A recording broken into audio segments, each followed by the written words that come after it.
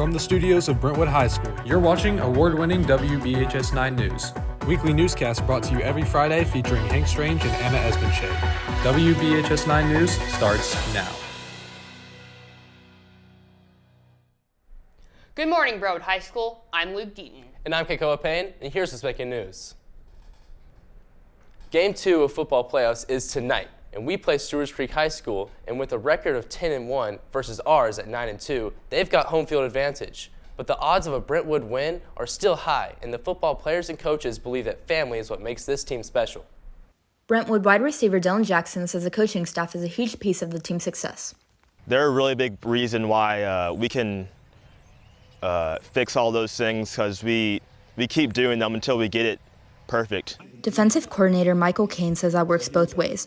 While the coaching staff remains dedicated and optimistic, he says the players have consistently came to work and improved. So we ask a lot of them, and this actual season, once the regular season has started, they've been open to correction and improving and wanting to be coached, and that's really impressive because that's an attribute. The wanting to be coached and wanting to learn is something that even a lot of adults struggle with. Despite the struggles and a couple losses to BA and Ravenwood, Brentwood football always sticks together.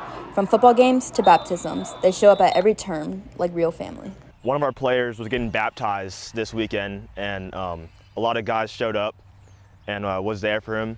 And I think everyone respects each other here, and they love each other, and just a good time.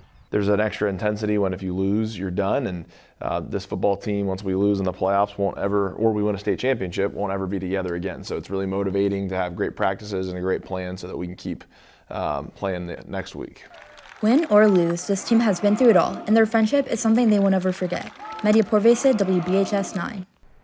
Family is very important. It's always nice to have someone to always watch your back and support you. I know as part of the Brentwood Band, we will be there in support tonight as our Bruins take on Stewart's Creek, and I'm sure they could love all the help they can get. Yeah, of course. We need all the help we can get. We're in enemy territory. We need to bring home a win. Let's do it, Bruins. Now it's time to bring you an update to a story we originally covered back in mid-September. This week, we made a short trip back to B9A, where Ms. Rovenstein and Ian Grease are still working hard to grow pumpkins for the classroom. You can see here the flowers have already opened up. And when we last visited, we got to see the huge pumpkin leaves. Today, we see that the pumpkins are green and getting bigger, showing just how much time and dedication Ian gives to the T2 garden. He says he's learned a lot about the pumpkin growing process. With so much progress already happening in the garden, the students hope to have mature pumpkins by Thanksgiving. Coming up, a moving story in honor of Adoption Awareness Month. And we took time to gauge and see how Brentwood reacts to the presidential election. Stay tuned.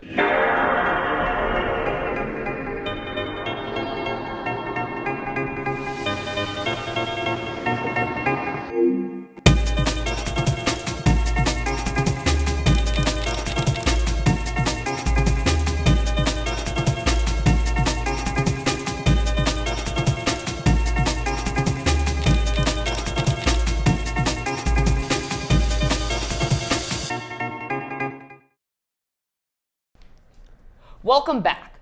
Donald Trump is our 47th president.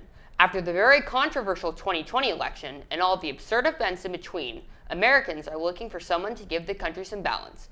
Dylan Jackson is here to give us some insight in how folks in the Brentwood community are feeling about the results. Republicans and Democrats are both very opinionated on our candidates for president, but we want to know about how people in our own community felt about Donald Trump's win. And that's just the beginning. We need to get majorities and greater majorities in the House and Senate. So there's a lot of work to do even after that.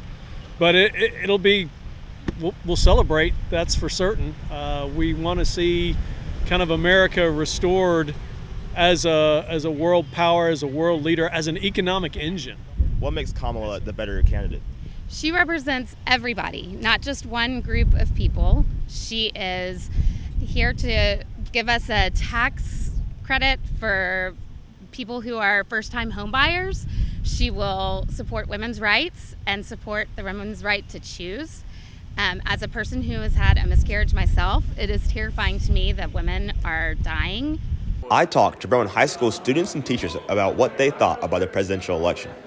In all fairness, I feel like the person who had won the election is best suited for leadership. I'm very happy about how the election went. I'm glad Trump is in office again. I mean, he's not even been inaugurated, and he's already creating peace across the world. And I'm turned 18 in 10 days, and I'll be eligible to be drafted. And I'm glad Kamala's not in office to start any more wars, so I won't have to go to war. There will be some different procedures with how we deal with undocumented immigrants coming into the country, and maybe we can get a consensus on how to deal with that. And then I think President Trump's going to have to deal with the economy. He's going to have to try to do things to bring down inflation, and we'll see how they work out. If you care about women's health and women's rights and the rights of the Constitution and the rights of every American, not just white men, then vote Kamala. You can expect a lot of tension among members of political parties leading up to the swearing ceremony on January 21st. Dylan Jackson, WBHS 9. November marks Adoption Awareness Month. Today, reporter Logan Kirchhoff will interview Jeannie Yateman as she shares her story and insights on the adoption journey as a mother. In the calendar year, there are numerous holidays and months for awareness, but one month is more important to me than the others: Adoption Awareness Month. Adoption Awareness Month is important to me because it highlights the needs for adoptive families and support for foster families. Being that I am adopted, it gives me a chance to reflect on how adoption has changed my life.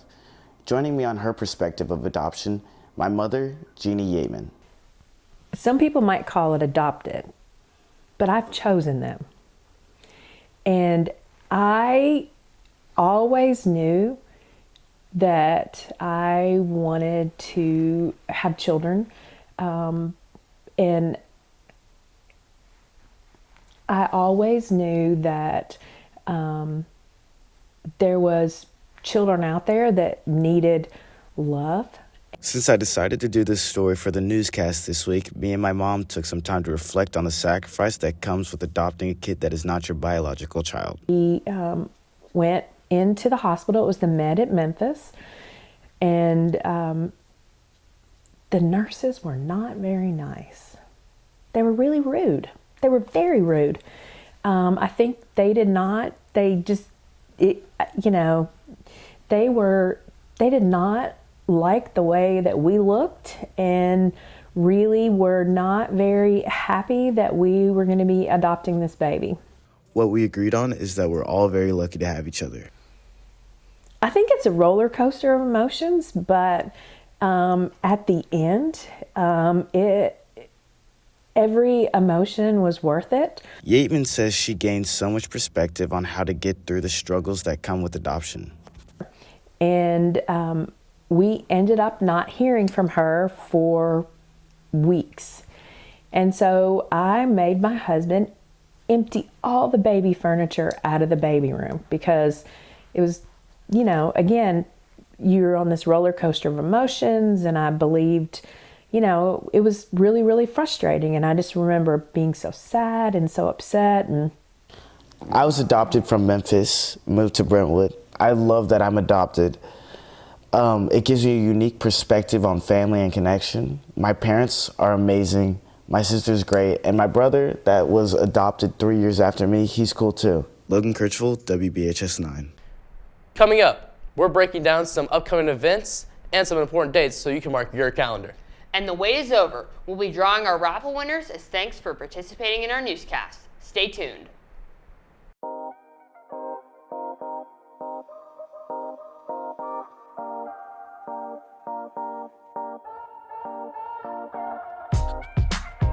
Need a fast and reliable car wash? Wash & Roll's affordable, eco-friendly services will have your car looking spotless in just minutes.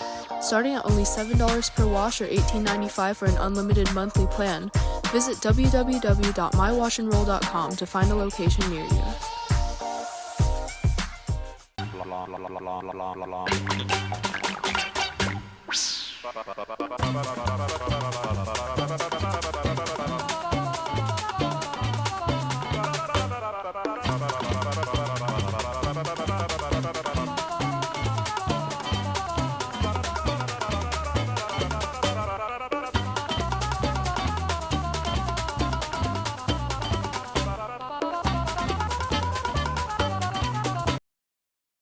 Welcome back. As a final reminder, the Bruins take on Stewart's Creek tonight at 7 o'clock at Stewart's Creek. And Thanksgiving break is next week. Schools will be closed from November 25th to the 29th. And it's your last chance to register for the ACT.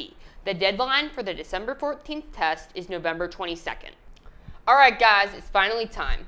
As thanks for a couple of students and teachers for participating in our newscast, we're going to be doing a raffle for these mugs. If you happen to be one of our winners, your mugs will be up in student services. Okay, Ko, would you like to do the honors? Of course.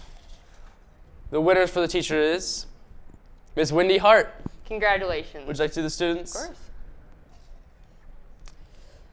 Eliza Knight. Congratulations to both of you. Like we said, they'll be in student services. Thank you guys for watching WBHS 9. I'm Lee Keaton. I'm Kiko Payne. And we'll see y'all next time.